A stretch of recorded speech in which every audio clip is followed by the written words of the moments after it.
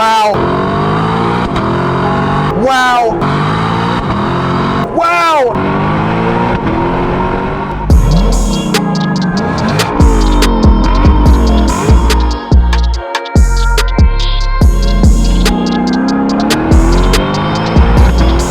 Here with CarBuzz.com, and as you probably just heard and can tell from the smile on my face, I'm driving the 2022 Lexus LC500 Convertible this week. In this video, I'm going to talk about 5 things I love about this car, try to find 5 things I hate about this car, and at the end, I'm going to tell you whether or not the pros outweigh the cons. Let's go. So let's start with something I obviously love about the LC500 Convertible: how it drives. The LC uses a 5-liter V8 engine that's very unlike most of the competition sold today. That's because this engine is naturally aspirated. It has no turbochargers, no superchargers, no electrification, just pure V8 goodness.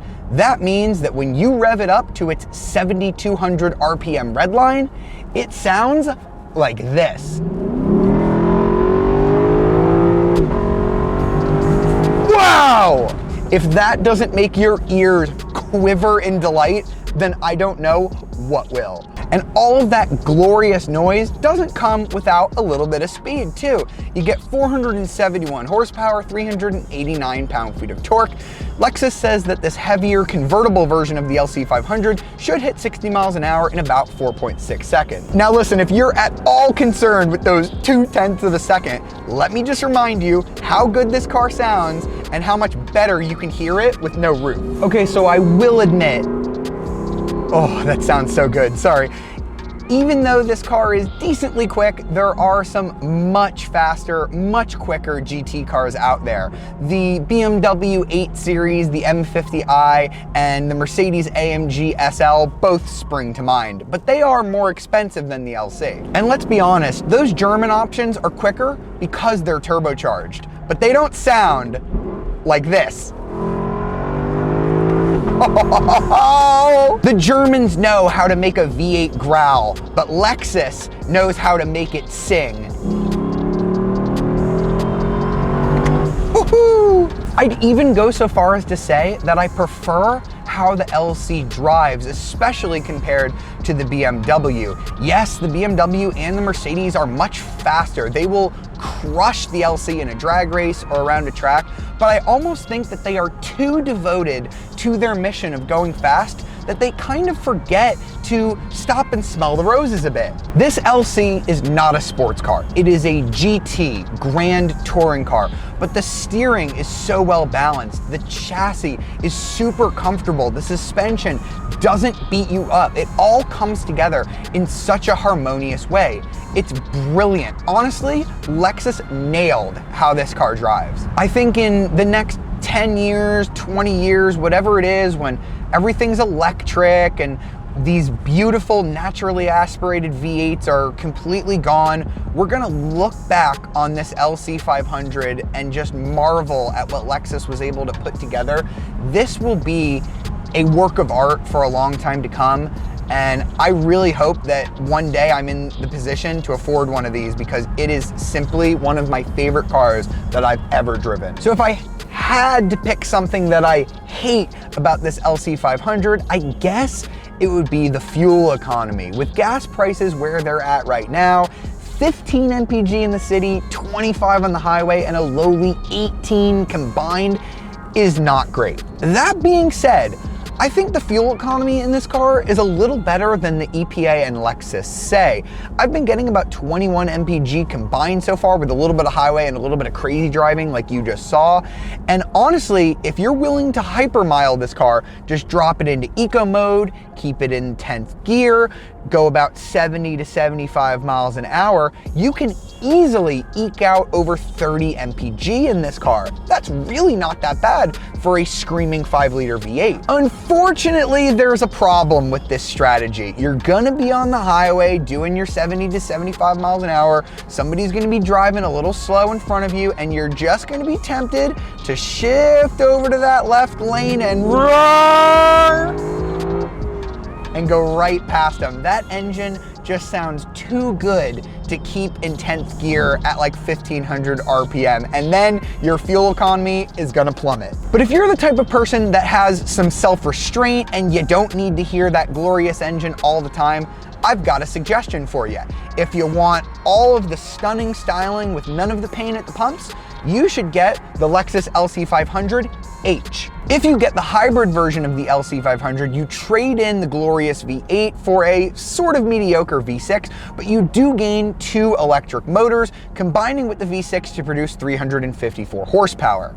And just as a side note, you can't get the LC500 as a convertible, so just something to think about. So what's the upside of getting the LC hybrid? Well, it's only a 1/10 of a second slower to 60 than this convertible version with the V8, and it'll return 26 mpg in the city, 34 mpg on the highway, and 29 mpg combined. I've driven that car, and you can very easily average over 30 mpg in it. Here's my little litmus test for whether or not you should get the LC with the V8 or the hybrid. Let's just say you're driving through your neighborhood in the morning, there's a bunch of kids waiting for the school bus, and they're all staring at this car. If you're the type of person who downshifts a couple of gears to give them a sweet taste of that engine, you should get the V8.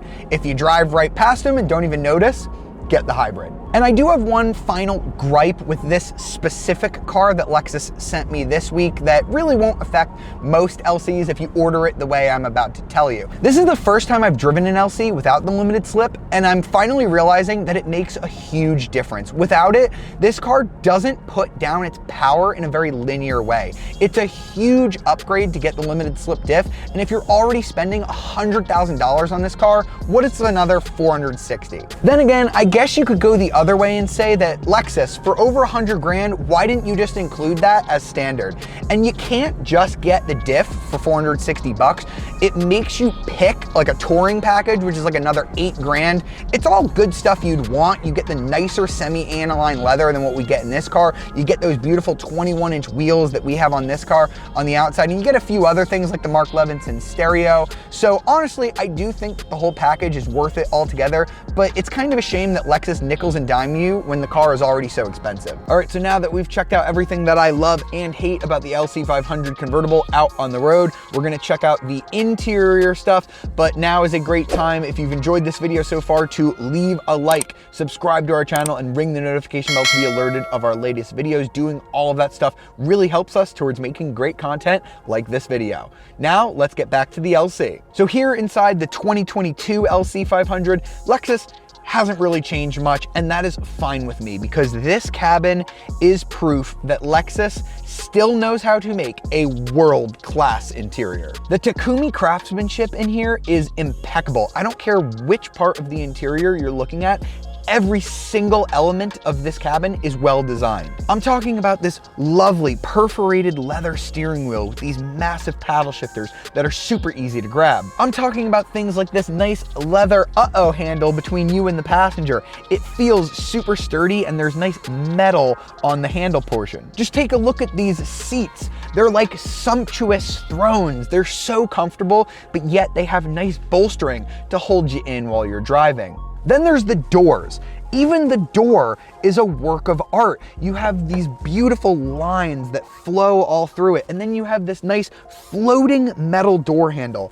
I simply love it. Then there's the controls, the stuff you use all the time. You've got the climate controls. Those buttons are metal. You've got the volume knob.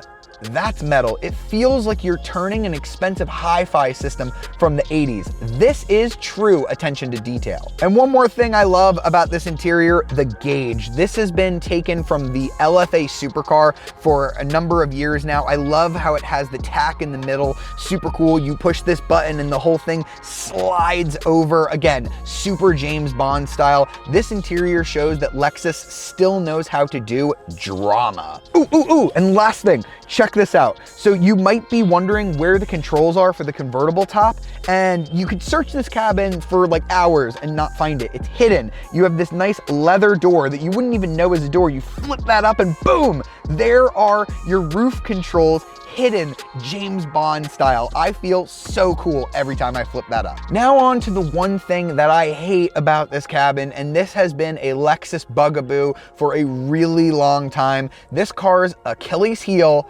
is that infotainment system. So we've got a 10.3-inch screen. It is recessed very far back in the dashboard, making it a little bit hard to see. There is glass in front of it, so don't even go thinking that it's a touch screen. You control it using this Lexus touchpad controller, which the company has since gotten rid of on its more recent models. Unfortunately, the LC has not been updated to get one of Lexus's new touchscreen units, which I think are much easier to use. But there are still some huge pain in the butt functionalities on this screen. For example, the heated and ventilated seats. This is something that I like to use a lot. To do that, you have to hit menu, then come over here to climate, then go up, then go left twice. Oop, I missed it. Then click seat. Now I have my heated and ventilated seat controls. Oops, I accidentally activated heat. I have to turn that off. Oop, I missed ventilation. Now I have to go all the way up. Now I have my ventilated seat. That is a pain in the butt. I wish I just had a button for that. But listen, I gotta say, it's not all bad with the technology. Well, like I said, Apple CarPlay makes things a lot easier, and the stereo in here is fantastic. We've got the upgraded 13-speaker Mark Levinson audio system, which is like a $1,200 standalone option. I think you'd be silly not to get that. And the LC500 is one of the last cars available in 2022 with a CD player. Why? Well, there are two reasons for that. One, Lexus knows that CDs sound better than crappy MP3s or streaming or satellite or any of those nonsensical options. And two, their clients probably don't know what Spotify. They're a bit old. Now it's time to talk about practicality and, in the LC's case, also some impracticality, starting with the comfort. I've already hinted at this already, but I love that Lexus didn't make this a harsh, brutal sports car. They made it a comfortable Grand Tourer. The ride is phenomenal. It's so quiet in here too, with the roof up, especially when you have the Mark Levinson audio system blaring. I could drive this car cross country and back with ease. And speaking of the roof, I'm really glad that Lexus went with a soft top rather than a hard top. I think that folding hard tops just look really finicky and kind of gross. I think soft tops are much more classic.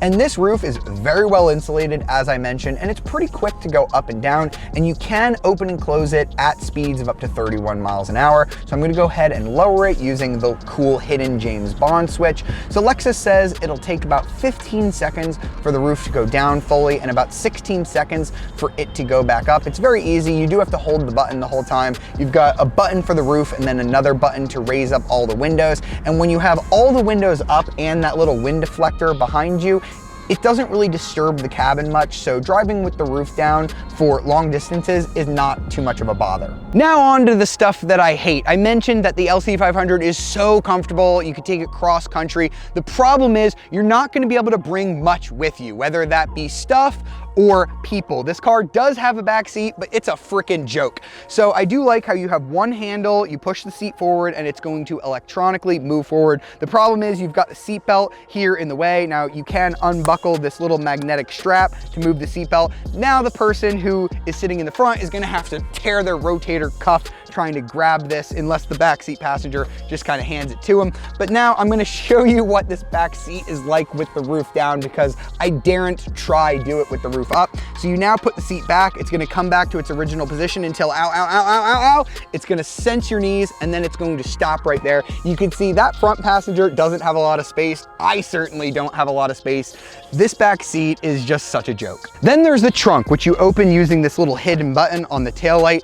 It only offers 3.4 cubic feet of space. That's even less than what you get on the already tiny coupe. Now, I guess there is some silver lining here that the convertible doesn't eat into the trunk space, whether it's up or down. It's gonna remain the same either way, but man, oh man, even a large suitcase isn't really gonna fit back there. You're gonna be relying on that back seat for storage a lot in this car. Lexus tried to have it both ways with the back seat and the trunk, and you kinda ended up with neither. I really wish Lexus would have just deleted the back seat altogether, make this a strict two-seater, and give it a bigger trunk. And I'm afraid the storage isn't much better here in the cabin. You do get these big, nice cubbies in the door. I have my sunglasses in there, but you only get one cup holder. It's right here, and if you have a big cup like mine, it kind of interferes with the climate controls and your CD is not gonna be able to pop out. We do have a little bit more storage in here. This is not technically a cup holder, but I guess if your cup is big enough, it will kind of wedge in there. And then you can open up this little storage, and there's a little bit in there,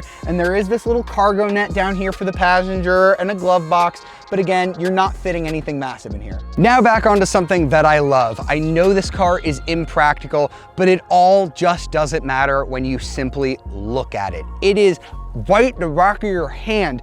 Beautiful. I love the spindle grille on this car. This is the best application of Lexus's signature grille that I've seen. I wasn't too crazy about the atomic silver color when it first showed up. I would have preferred infrared or nori green or yellow, one of those crazy colors, but look how classy it looks, especially with that brown leather interior. It is just so elegant. And then there's so many concept car styling elements here. This car gets so many stares. You've got these optional 21-inch wheels that look like they came straight off of a concept car. They're simply gorgeous. They're worth every penny of the optional cost. You've got these flush door handles that pop out of the bodywork when you're ready to get in and out of it, making it much easier than something like a Tesla Model 3 where the door handles freeze. I really like that integration. And now let's focus on the convertible, because when the LC first launched, it was only available as a coupe.